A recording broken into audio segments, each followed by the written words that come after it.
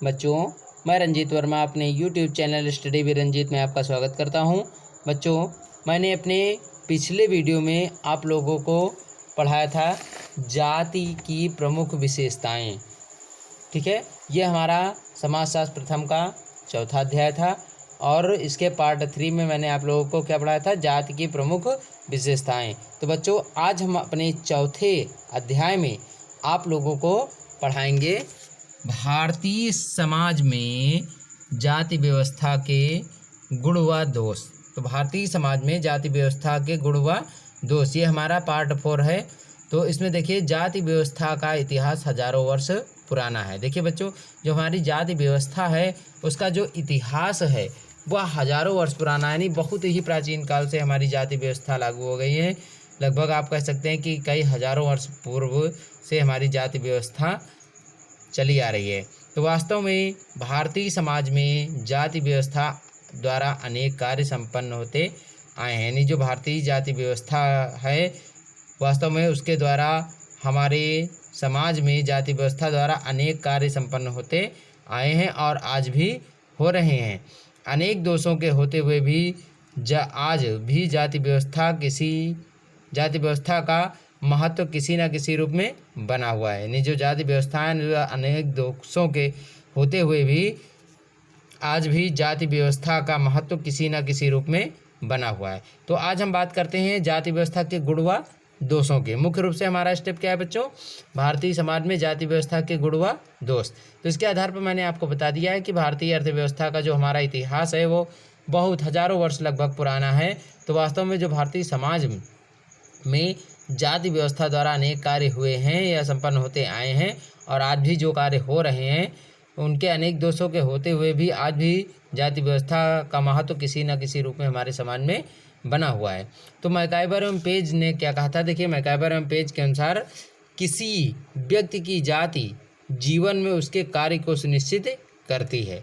जो किसी व्यक्ति की जाति होती है वह जीवन में उसके कार्य को सुनिश्चित करती है। यानी जो जातियाँ होती हैं, इसके बारे में मैंने बच्चों आप लोगों को अपने पिछले चैप्टरों में पढ़ाया होगा कि जाति व्यवस्था यानी पेशा जो होता है वो जातियों का निर्धारण में सहायक होता है। यानी जाति ही सिद्ध करती है कि कौन सा व्यक्ति किस पेशे का है। तो इसी आधार पर इसमें मैकाइबर एवं पेज ने कहा कि किसी व्यक्ति की जाति जीवन में उसके कार्य को सुनिश्चित करती है। केवल यह निश्चित नहीं करती कि वह क्या करेगा, वरन उसकी दैनिक चर्या को भी यह सुनिश्चित करती है। अब देखिए बच्चों, हम मुख्य स्टेप पर आ जाते हैं, जाति व्यवस्था के कार्य या गुण। तो जाति व्यवस्था के कार्य या गुण कौन कौन से हैं, जाति व्यवस्था के कार्य कौन से हैं और गुण कौन से हैं, या पूछा जाए तो इसमें देखिए सबसे पहले हम देखते हैं जाति व्यवस्था के प्रमुख कार्य या गुण निम्नलिखित हैं। जाति व्यवस्था के प्रमुख कार्य या गुण निम्नलिखित हैं। नंबर 1, मानसिक सुरक्षा। तो जाति व्यवस्था में मानसिक सुरक्षा का होना अनिवार्य होता है, क्योंकि जो जातियाँ होती हैं वो अपने आप को अपनी जातियों में पा करके बहुत ही मानसिक रूप से सुरक्षित रहती हैं। तो जाति व्यवस्था में मानसिक सुरक्षा का होना अनिवार्य होता है। सामाजिक सुरक्षा, सामाजिक सुरक्षा यानी कोई भी जाति जब समाज में निवास करती है तो वह सामाजिक रूप से सुरक्षित रहती है। तो जो जाति व्यवस्था के गुण कौन कैसे हैं कि एक जाति अपनी जाति में रह करके सामाजिक रूप से भी स्वतंत्र या सुरक्षित रहती है। परस्पर प्रेम की भावना।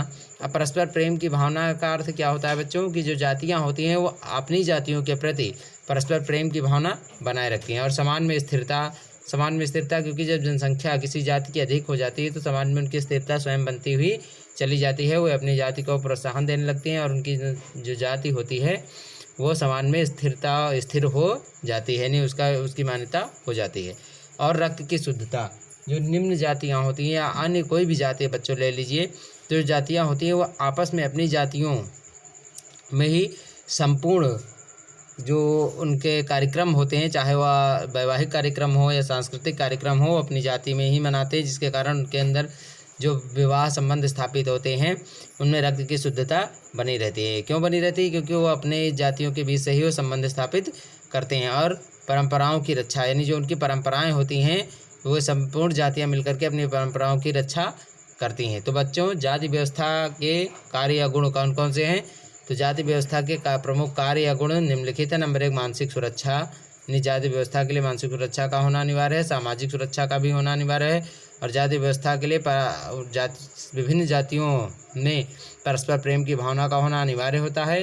और समाज में स्थिरता का होना भी अनिवार्य होता है तथा जातियों के बीच में रक्त की शुद्धता का होना अनिवार्य तथा उनके बीच में परंपराओं की रक्षा भी अनिवार्य होती है।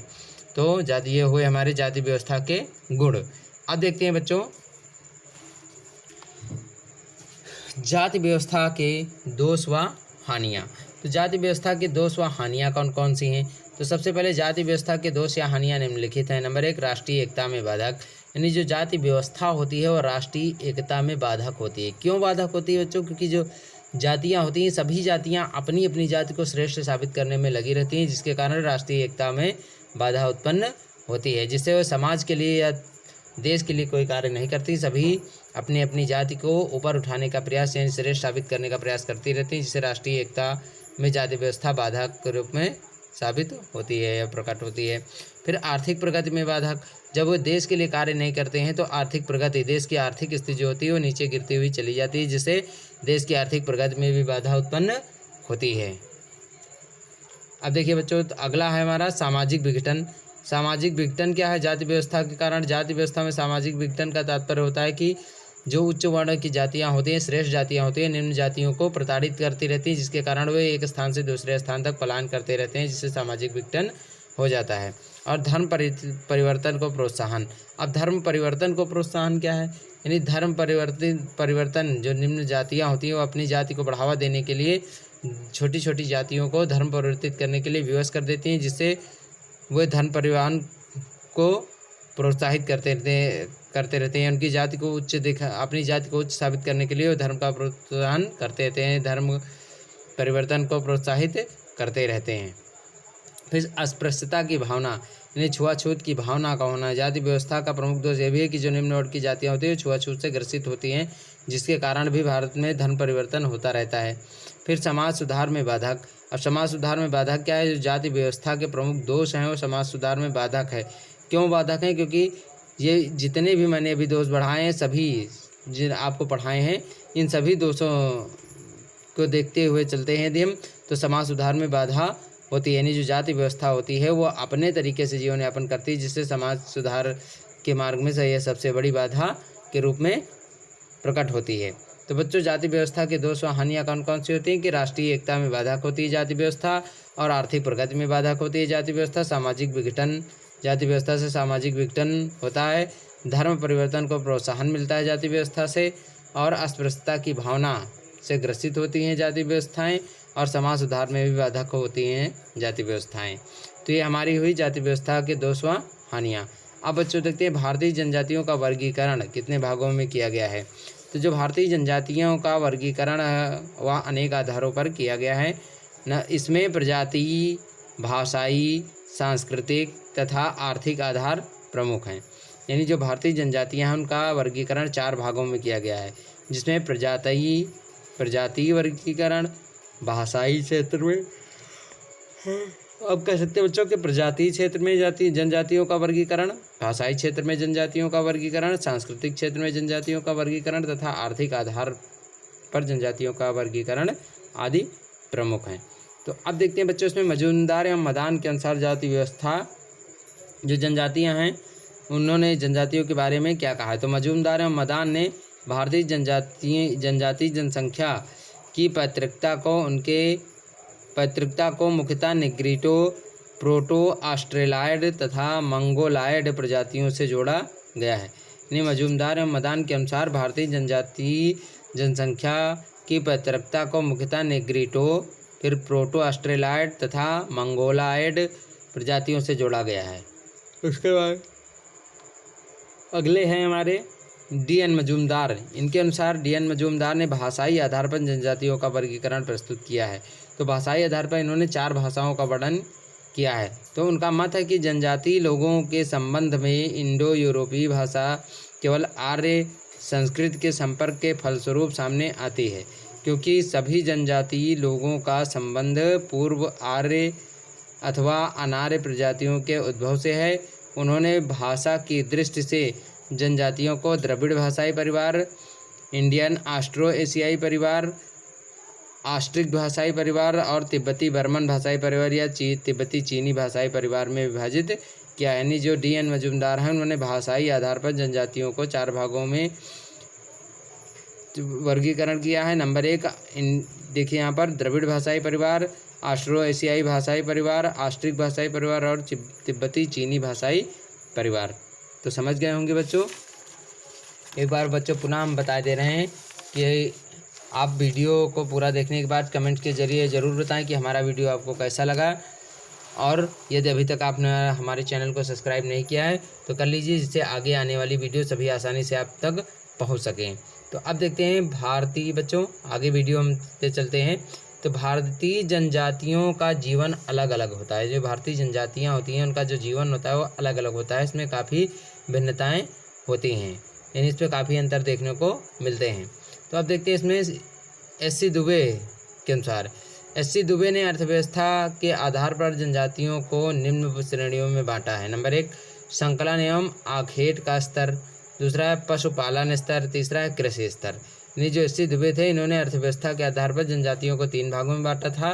संकलन एवं आखेट का स्तर, दूसरा पशुपालन स्तर, तीसरा है कृषि स्तर। तो दुबे ने इन स्तरों को सरल और विकसित स्तरों में विभाजित किया है। फिर जे.एच. हट्टन है। जे.एच. हट्टन ने भारतीय जनजातियों को 3 श्रेणियों में विभाजित किया है। यानी जो जे.एच. हट्टन थे इन्होंने भी भारतीय जनजातियों को 3 श्रेणियों में विभाजित किया है। नंबर 1 वे जनजातियां जो वनों से खाद्य सामग्री एकत्रित करती हैं, यानी वे जनजातियां जो वनों से कंदमूल फल आदि खा करके अपना जीवन यापन करती हैं। फिर दूसरा है वे जनजातियां जो चारागाही अवस्था में हैं, यानी वे चरवाहे जिनको कह सकते हैं, वे जनजातियां जो चारागाही की अवस्था में हैं। और तीसरा है वे जनजातियां जो कृषि, शिकार, मछली मारना तथा उद्योगों पर जीवन यापन करती हैं। तो बच्चों यहाँ पर ये आज हमारा चैप्टर समाप्त होता है, और इसके साथ ही हम अपने अगले चैप्टर के साथ अपने अगले वीडियो में मिलेंगे। आप लोगों को तब तक के लिए कमेंट्स के जरिए ज़रूर बताएं कि हमारा वीडियो आपको कैसा लगा, और अधिक से अधिक इसे लाइक और शेयर करते रहें, जिससे अन्य बच्चों को भी इसका लाभ मिलता रहे। और तथा यदि अभी तक आपने हमारे चैनल को सब्सक्राइब नहीं किया है तो ज़रूर से ज़रूर कर लीजिए। धन्यवाद।